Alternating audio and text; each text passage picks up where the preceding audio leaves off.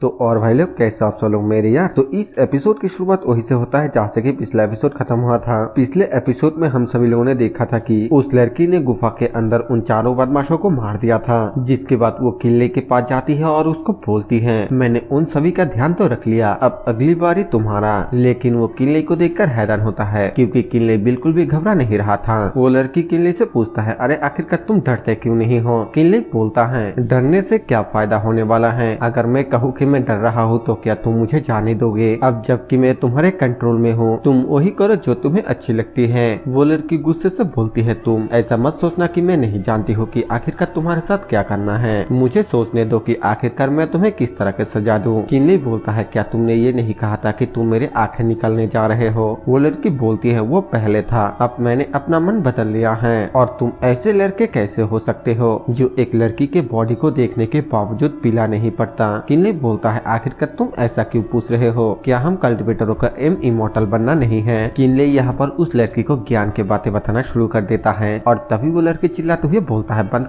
करो, तुम्हारे हिसाब से तुम मेरे बॉडी को देखना सही समझते हो। किनले बोलता है हाँ मैं मानता हूँ कि मैंने तुम्हें नाराज किया है। वो लड़की थोड़ा स्माइल करते हुए बोलती है क्योंकि तुमने दाव को हासिल करने के लिए खुद को समर्पित कर दिया है, तो फिर मैं तुमसे ये पूछना चाहता हूँ कि आखिरकार ये मिस मू कौन है। किनले बोलता है गलत मत समझो मिस, मैं सच में ट्रेडिंग के लिए समर्पित हूँ। मिस मू सिर्फ मेरी एक दोस्त है। और अपने मन में बोलता है इस लड़की का पर्सनालिटी सच में मजबूत है और वो बिल्कुल भी सफर करने को तैयार नहीं है। और फिर उस लड़की को बोलती है अब जबकि तुम्हें मुझे मारने का कोई भी इरादा नहीं है, तो फिर तुमने जो स्पेल से मुझे लॉक कर दिया उसे हटाने के बारे में क्या ख्याल है। क्या तुम्हें डर लग रहा है कि तुम्हारे इस कल्टीवेशन के साथ मैं यहाँ से भाग जाऊंगा। वो लड़की बोलती है मैं इसके बारे में पक्का तो नहीं कह सकती हूँ, लेकिन जबकि कल्टीवेशन में तुम्हारा बहुत ही इंटरेस्ट है तो फिर मुझे लगता है कि जरूर से तुम्हारे पास कोई ट्रम्प कार्ड है। आखिरकार मुझे इसके बारे में कैसे पता चलेगा कि तुम्हारे पास यहाँ से भागने के लिए कोई अजीब तिलिस्मान है या फिर नहीं। और तभी अचानक उस लड़की को कुछ होती है, वो बोलती है धत्तरे की फिर से नहीं। किनले उससे पूछता है आखिरकार क्या हुआ। वो लड़की तुरंत ही यहाँ से जाते हुए बोलती है मैं थोड़ी देर के लिए यहाँ से जा रही हूँ, मेरे वापस आने तक तुम यहीं पर इंतजार करो। किनले उसे रोकने की कोशिश करता है लेकिन वो लड़की पीछे घूमकर किनले को बोलती है याद रखना तुम्हारा जिंदगी मेरा है। ये बोलते हुए वो लड़की यहाँ से चली जाती है और किनले गुस्से के साथ बोलता है अरे मत जाओ, तुमको क्या लगता है कि आखिरकार तुम क्या कर रहे हो, मुझे यहाँ से आजाद करो। लेकिन वो लड़की तो पहले ही यहाँ से जा चुकी थी। किनले अपने मन में बोलता है बहुत बढ़िया, अपने इस हालत में मैं सिर्फ बस यहाँ पर मरने का इंतजार ही कर सकता हूँ। और इसे अब जबकि वो अभी के लिए यहाँ से चली गई है तो फिर क्यों ना मैं इस स्पेल से आजाद होने की कोशिश करूँ। आखिरकार उस लड़की ने मेरे मोमेंटम को लॉक करने के लिए किस मेथड का इस्तेमाल किया, क्या उसने मेरे एक्यूपंक्चर पॉइंट को सील कर दिया।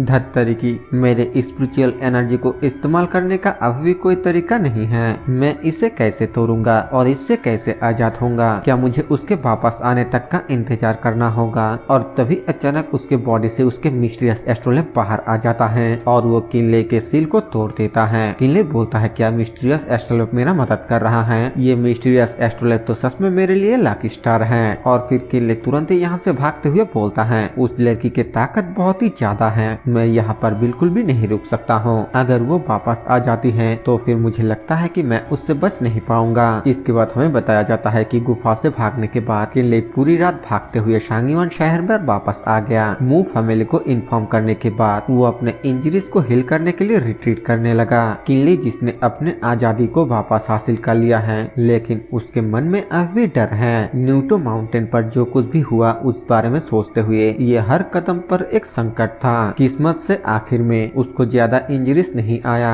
और वो सही सलामत अपना घर वापस लौट आया। इसके बाद हमें कुछ दिनों बाद का सीन दिखाया जाता है। यान रेसिडेंट पर एक बंदा किनले को बोलता है मास्टर मू फैमिली से आपसे कोई मिलने के लिए आया है। हमें दिखाया जाता है कि वो मिस मू के दादाजी होता है। किनले मिस मू के दादाजी के पास आने के बाद बोलता है मुझे तो बस कुछ छोटे मोटे जख्म हुआ था लेकिन एल्डर मू मेरे लिए इतना ज्यादा चिंतित है। सच में मैं इसके लिए बहुत ही ग्रेटफुल हूँ, मैं बहुत ही ज्यादा सरप्राइज हूँ कि सच में एल्डर मू मुझसे मिलने के लिए आया है। मिस मू के दादाजी बोलता है इसके बारे में बात मत करो, मिस्टर मू कई सालों से मेरे मू फैमिली की मदद कर रहा है, पहले मेरे मू फैमिली के मुसीबत को हल किया और फिर इविल थिप माचैन का सफाया किया। मैं तुम्हें मेरी मू फैमिली को मुसीबत से बचाने के लिए पर्सनली शुक्रिया कैसे नहीं कह सकता। किनले बोलता है ये सिर्फ एक छोटी सी बात है, ये शुक्रिया के लायक नहीं है। हम कल्टीवेटर इमोर्टलिटी के तलाश करते हैं और संसार के माया को त्याग देते हैं। क्या आपने कभी बाहरी दुनिया को देखने के लिए अपने मातृभूमि को छोड़ने के बारे में सोचा है? मिस मू के दादाजी बोलता है, भले ही मैं बुरा हो गया हूँ और इमोर्टलिटी को तलाश करना चाहता हूँ,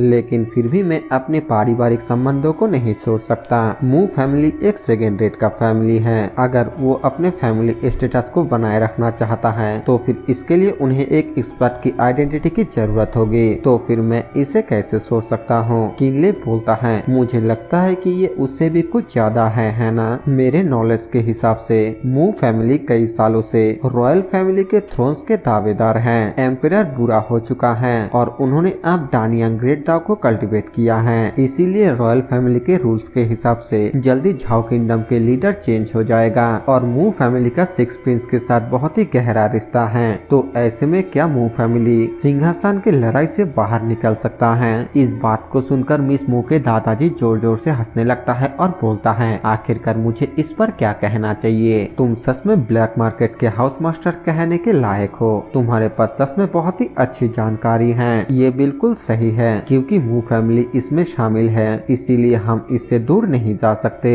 और यही वजह है कि मैं बिना परमिशन के मू फैमिली को छोड़ने की हिम्मत नहीं करता। लेकिन क्या तुम अपने किन फैमिली को ग्लोरीफाई नहीं करना चाहते हो और शाही दरबार में अपना जगह नहीं बनाना चाहते हो? इस बात को सुनकर किनले काफी हैरान होता है और फिर थोड़ा गुस्से के साथ मुट्ठी कसते हुए बोलता है, अगर एल्डर मू को कुछ कहना है तो फिर साफ साफ कह सकता है। मिस मू के दादाजी एक स्क्रोल को बाहर निकालते हुए बोलता है, ये खुद एम्परर का लेटर है जो छठे प्रिंस के द्वारा पेश किया गया है। मिस्टर किन को शाही दरबार में ऑफिशियली लैंड के इंचार्ज बनने के लिए इनवाइट किया गया है। छठे प्रिंस ने कुछ दिन पहले मुझे एक लेटर भेजकर ये पूछा था कि क्या तुम इस टाइटल को एक्सेप्ट करना चाहते हो। इस सम्मान के साथ परिवार 100 पीढ़ियों तक इसका उत्तराधिकारी बनेगा और राज्य का आनंद उठाएगा। अच्छे खासे वेतन के साथ सबका ध्यान आकर्षित करेगा। किन फैमिली को सेकेंड ग्रेड फैमिली का दर्जा दिया जाएगा और वो अपने शेष जीवन के लिए शाही सम्मान का आनंद लेंगे। ये सब कुछ सुनने के बाद किनले अपने मन में बोलता है, भले ही टाइटल दे दिया जाए या फिर भले ही फैमिली बहुत ही ज्यादा ताकतवर बन जाए, अब से शतकों या फिर 100 सालों के बाद इंपीरियल पावर के सभी लीडर बदल जाएगा और इससे किन फैमिली के साथ कोई भी लेना देना नहीं होगा।